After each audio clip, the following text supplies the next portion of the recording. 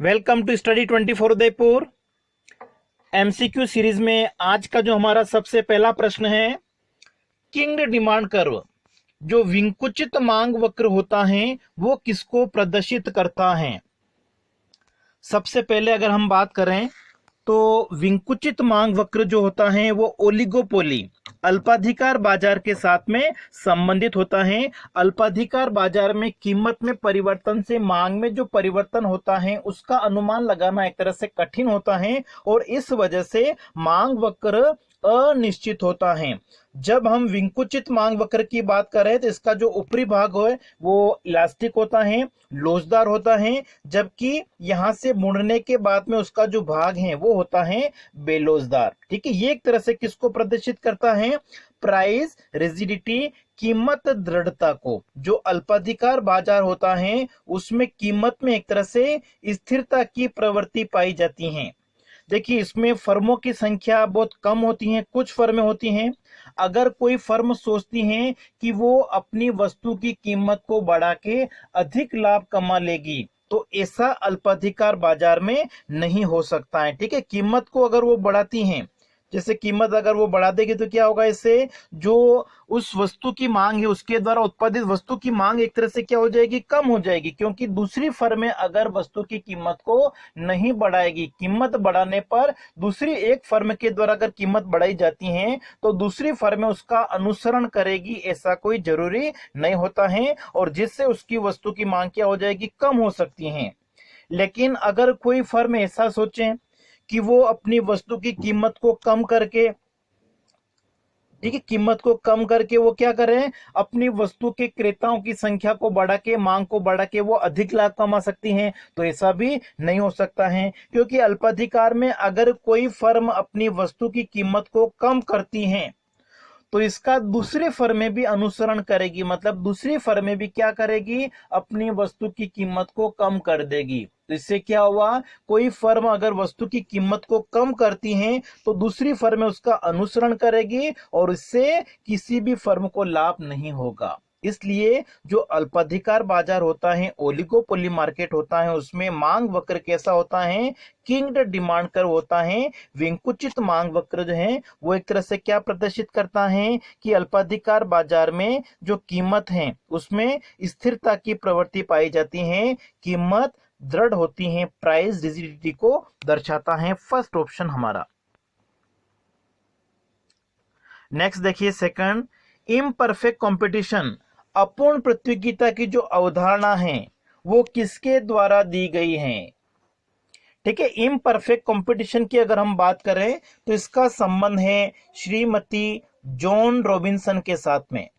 ठीक है, John Robinson, और यहाँ पे हमारे पास में ऑप्शन नहीं दे रखा है, इसलिए करेक्ट आंसर आपका हो जाएगा इसमें ऑप्शन डी। देखिए, चैम्बरलिन की जो अवधारणा है वो अपूर्ण प्रतियोगिता के साथ में संबंधित है, लेकिन उन्होंने जो कॉन्सेप्ट दिया था वो कौन सा था, मोनोपोलिस्टिक कंपटीशन, एकाधिकारी प्रतिस्पर्धा के बारे में उन्होंने बताया था। ठीक है, वो अपूर्ण प्रतियोगिता का ही एक भाग है, लेकिन अपूर्ण प्रतियोगिता की जो अवधारणा है वो श्रीमती जॉन रॉबिन्सन के द्वारा दी गई थी। अगला देखिए, वह स्थिति जिसमें प्रतिस्पर्धी फर्मों की संख्या बहुत कम होती है।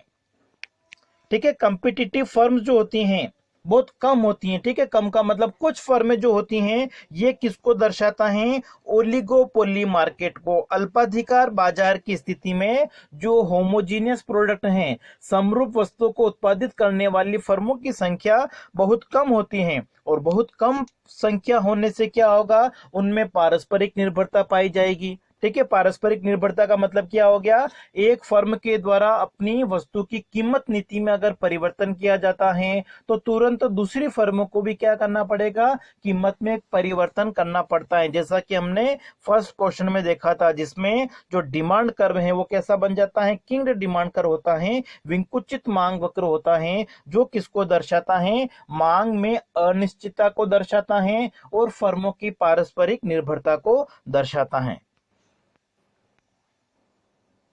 नेक्स्ट है, demand is a function of, मांग जो है किसका फलन है?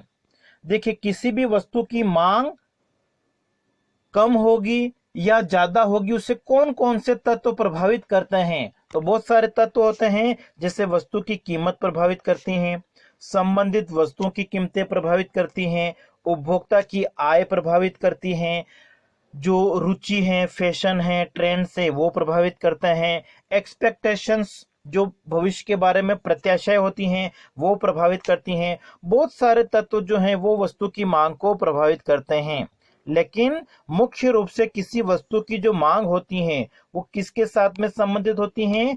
कीमत के साथ में। ठीक है, demand is function of price.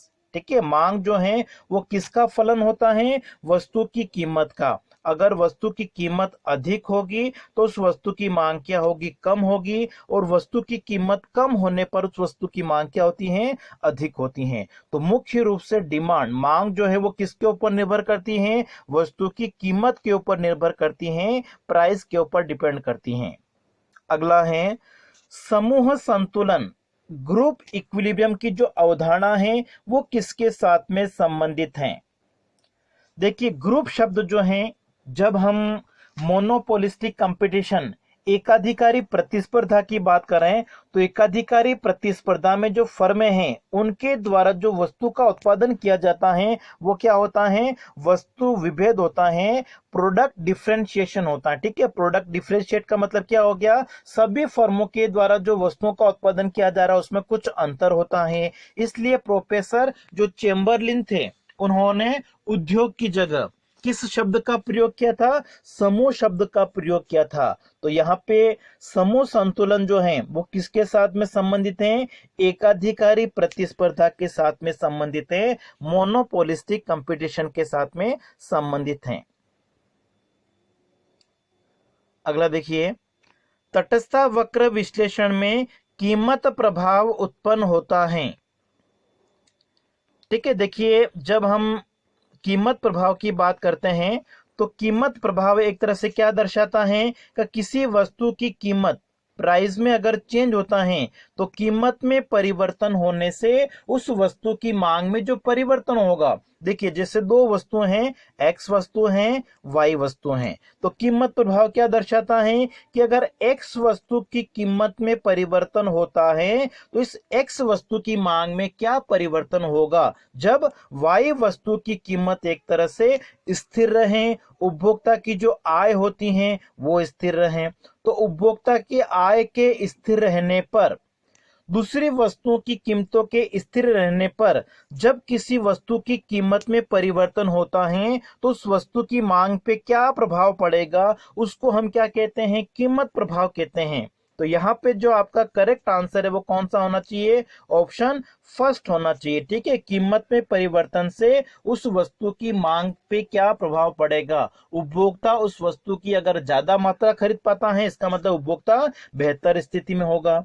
अगर उस वस्तु की कम मात्रा खरीद पाता है तो उपभोक्ता की स्थिति पहले से खराब हो जाती है। तो कीमत में परिवर्तन होने से उस वस्तु की मांग में प्रभाव पड़ेगा, इसी को दर्शाता है कीमत प्रभाव।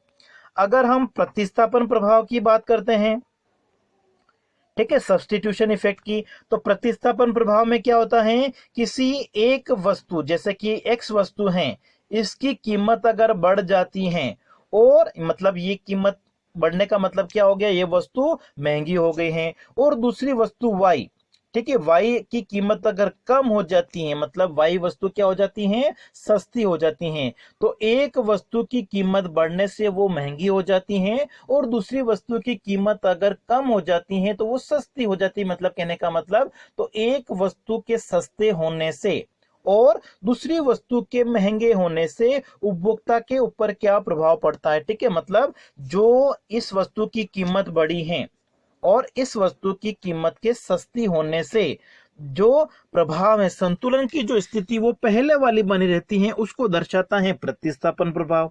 और आय प्रभाव की अगर हम बात करें तो आय प्रभाव का संबंध किससे होता है? उपभोक्ता की वास्तविक आय से होता है, रियल इनकम से होता है। ठीक है, क्रय शक्ति से। मतलब कीमत में परिवर्तन होने से क्या होगा, उपभोक्ता की क्रय शक्ति में परिवर्तन होगा। अगर उपभोक्ता की वास्तविक आय बढ़ती है तो उपभोक्ता वस्तु की मांग को बढ़ाएगा, वास्तविक आय अगर कम होती है तो वस्तुओं की मांग को वो कम करेगा। ये आय प्रभाव दर्शाता है। तो यहाँ पे कीमत प्रभाव के बारे में पूछा हुआ था, फर्स्ट हमारा ऑप्शन जो है वो सही हो जाएगा। अगला है, वह स्थिति जिसमें किसी वस्तु का केवल एक क्रेता होता है। खरीदने वाला जब एक होता है उसको हम क्या कहते हैं, क्रेता एकाधिकार कहते हैं। और जब बेचने वाला सेलर केवल एक होता है किसी वस्तु का, उसको हम क्या कहेंगे, मोनोपोली कहेंगे, एकाधिकार कहेंगे। जब किसी वस्तु के विक्रेता कम संख्या में होते हैं, कुछ फ्यू सेलर्स होते हैं, उसको हम क्या कहते हैं, अल्पाधिकार कहते हैं। और जब विक्रेताओं और क्रेताओं की संख्या अनंत होती है, बहुत अधिक होती है, उस स्थिति को कहा जाता है पूर्ण प्रतिस्पर्धा, परफेक्ट कंपटीशन। तो एक क्रेता जब होता है, ये किसको दर्शाता है, क्रेता एकाधिकार की स्थिति को बताता है। अगला है, मांग की लोच मापती है। ठीक है, इलास्टिसिटी ऑफ डिमांड जो है वो क्या मेजर करती है, मांग को प्रभावित करने वाले बहुत सारे तत्व होते हैं, जैसे वस्तु की कीमत हो सकती है, जो प्रतिस्थापन वस्तुएं, संबंधित वस्तुएं, उसकी कीमत हो सकती है, उपभोक्ता की आय हो सकती है। ये सारे तत्व क्या करते हैं, वस्तु की मांग को प्रभावित करते हैं। तो ये मांग के निर्धारक घटक कहलाते हैं, डिटर्मिनेंट्स ऑफ डिमांड कहलाते हैं। और इनमें परिवर्तन होने से वस्तु की मांग में क्या परिवर्तन होता है, उसको हम मेजर करते हैं किसके द्वारा, इलास्टिसिटी ऑफ डिमांड के द्वारा। मांग की लोच जो होती है वो क्या मापती है, किसी वस्तु की कीमत अथवा संबंधित वस्तु की कीमत अथवा उपभोक्ता की आय में परिवर्तन होने से वस्तुओं की मांग पे क्या प्रभाव पड़ता है, उसमें कितना प्रतिशत परिवर्तन होता है, उसको मापा जाता है। तो यहाँ पे करेक्ट आंसर आपका हो जाएगा ऑप्शन ए। अगला है, एकाधिकार की स्थिति उत्पन्न होने का कारण क्या है। ठीक है, एकाधिकार की स्थिति क्यों उत्पन्न हो सकती है, जब किसी वस्तु का उत्पादन करने के लिए जो कच्चे माल की आवश्यकता होती है, तो उस कच्चे माल की जो सप्लाई करने वाला उत्पादक केवल अगर एक ही जना होता है। ठीक है, कच्चे माल को जो पूर्ति करता है उस पर नियंत्रण किसी एक व्यक्ति का होता है, या कोई व्यक्ति जिस वस्तु का उत्पादन कर रहा है उसका उत्पादन करने के लिए उसने सरकार से पेटेंट ले लिया है, तो पेटेंट का अधिकार लेने से भी हो सकता है, या किसी वस्तु का उत्पादन करने के लिए लाइसेंस की आवश्यकता होती है। तो ये सारे जो हैं वो एक तरह से मोनोपोली, एकाधिकार की स्थिति को उत्पन्न करते हैं। तो करेक्ट आंसर आपका यहाँ पे हो जाएगा ऑप्शन डी।